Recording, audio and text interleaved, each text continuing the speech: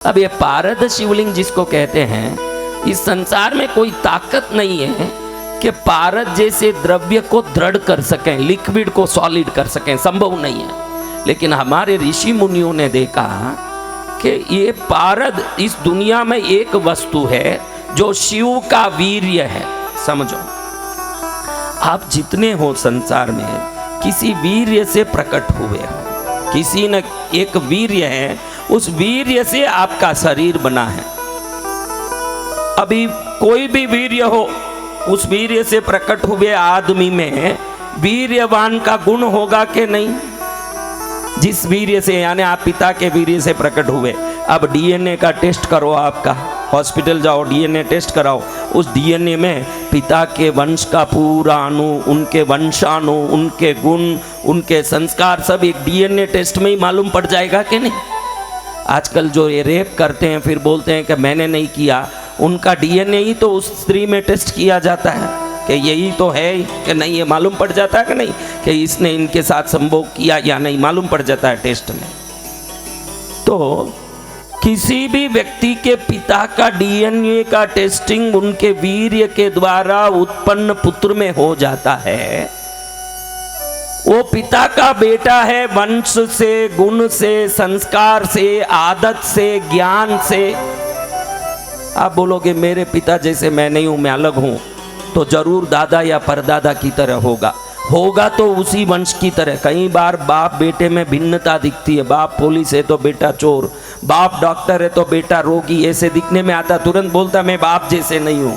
उसको मालूम नहीं है कि सातों पीढ़ियों में तेरा कोई तो बाप था जिसका ही तू बेटा है, उसके सिवाय संभव नहीं है कि तू कुछ हो सके। तो इस संसार में सभी प्रकार के शिवलिंग है। शिवरात्रि के दिन में घी का शिवलिंग बनाया जाता है। किसका शिवलिंग?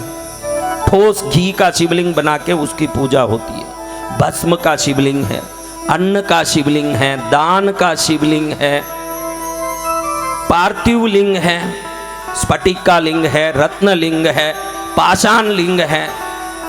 फिर पारद लिंग का विशेषता क्या है? पारद लिंग उसे कहते हैं जो शिव का वीर्य, आप बराबर ध्यान रखना, वीर्य से बाप का गुण उसमें आएगा तो ये शिव का वीर्य होने से इसको घर ले जाने वाले शिव को ही ले जाते हैं, क्योंकि इसका बाप शिव है।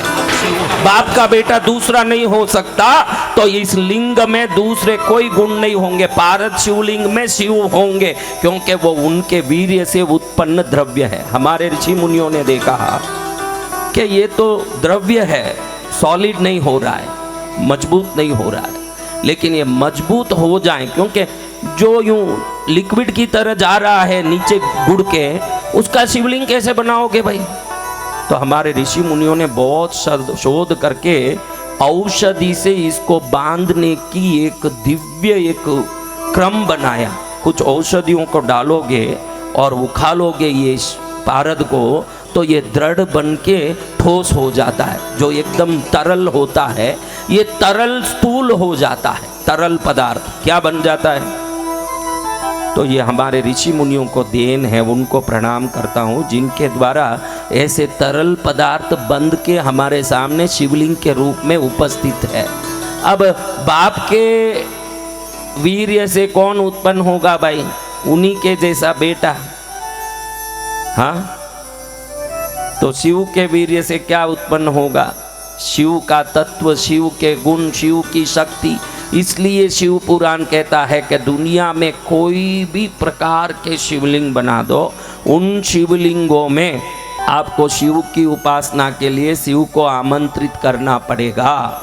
लेकिन पारद शिवलिंग शिव का वीर्य होने से प्राकृतिक रूप से शिव तत्व उसके अंदर है, शाश्वत रूप से।